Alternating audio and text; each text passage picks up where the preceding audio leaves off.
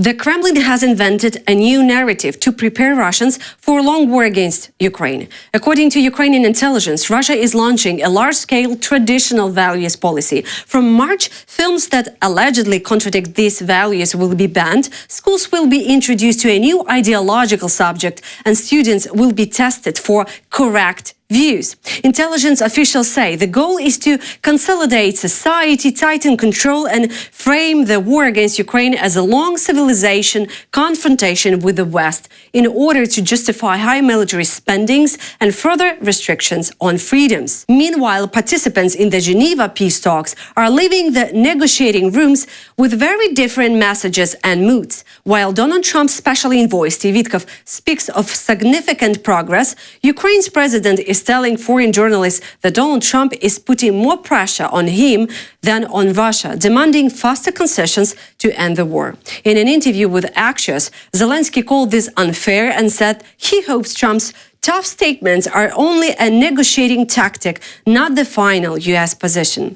He stressed that Ukrainians would never support giving up territory, even in a referendum, and warned that society would not forgive such decisions either to Ukrainian authorities or to the West.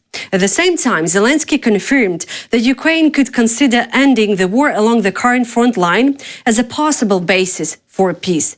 Meanwhile, Ukraine's close friend and former Estonian president Kersti Kaljulaid says that even if Ukraine holds a referendum, it is unrealistic to expect that Kremlin is to accept its outcome. Moscow, she argues, will not agree to any acceptable terms. I haven't seen anything which would show me that, Russians are going to also to agree to this, meticulously worked out peace agreement in 7 documents and sequencing paper by Ukrainians and Americans. I haven't seen any reason to believe that, Putin will be convinced to join in.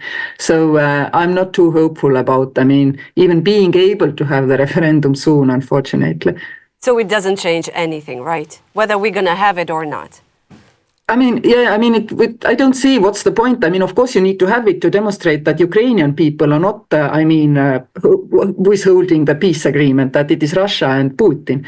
But indeed, my biggest question is and remains, how strong sanctions can Russia still take, and should we be, much quicker in doing more, even secondary sanctions, in order to really make Russians to realize they have to come behind the table? Today, this has not happened. You can watch the full interview with the former Estonian president, known for her directness and warm support for Ukraine on War and Politics from Channel 24.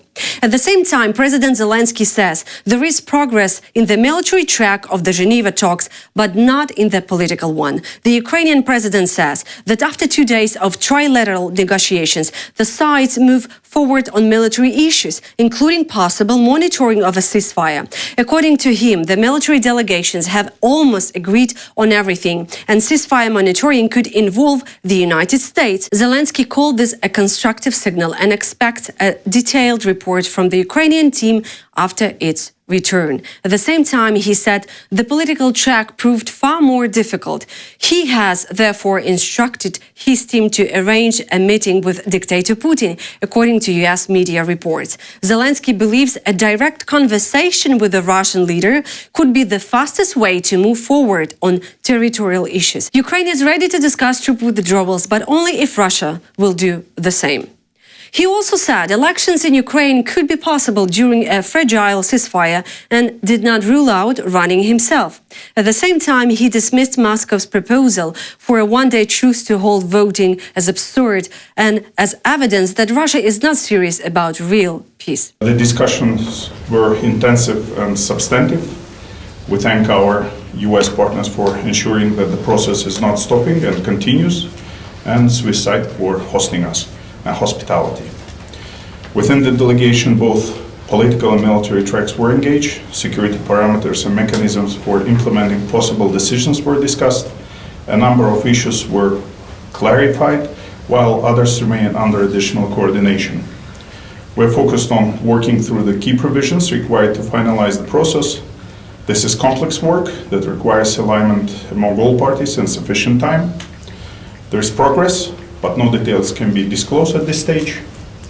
The next step is to achieve the necessary level of consensus to submit the developed decisions for consideration by the presidents. Hungary has again claimed that Russia's war against Ukraine is not its war. Foreign Minister Peter Szijjártó said Ukraine is fighting only for itself and not defending Europe, and warned that Ukrainian EU membership could drag the Union into the war. Kyiv reacted sharply. Ukrainian Foreign Minister Andriy Sybiha reminded that Ukraine is in fact holding back Russia and buying time for all of Europe, preventing Russian tanks from once again appearing on European streets, as they did in Budapest in 1956. Budapest's harsh rhetoric is closely tied to energy. Hungary remains one of the EU most dependent on Russian oil and gas and consistently opposes a rapid phase-out. It has repeatedly slowed EU sanctions targeting Russian energy and promotes negotiations with Moscow instead of military support for Ukraine.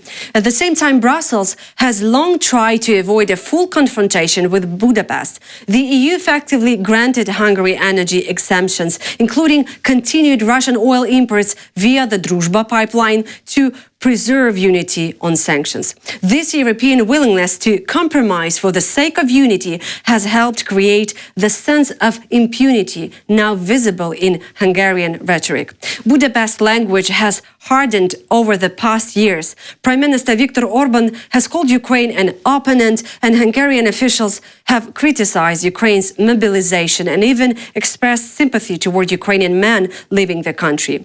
Against this backdrop, Szijjártó's claim that Ukraine is not defending Europe is viewed in Kyiv not just as a political stance, but as a denial of the reality of war that has already reshaped the security of the entire continent.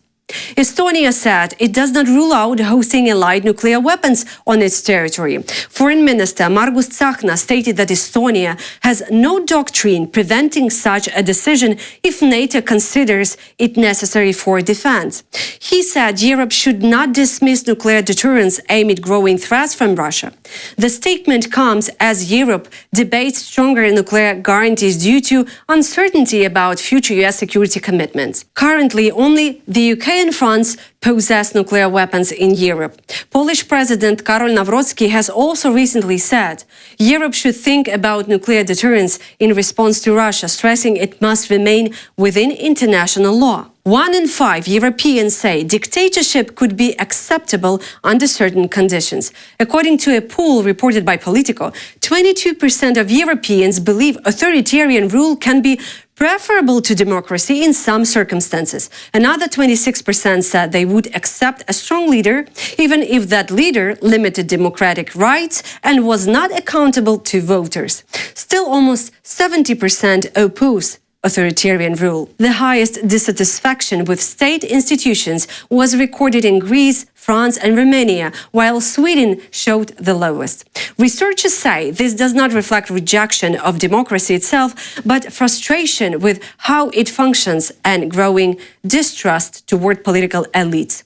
The survey covered 5 countries: Greece, France, Sweden, the United Kingdom and Romania, amid rising support for populist and nationalist forces across Europe.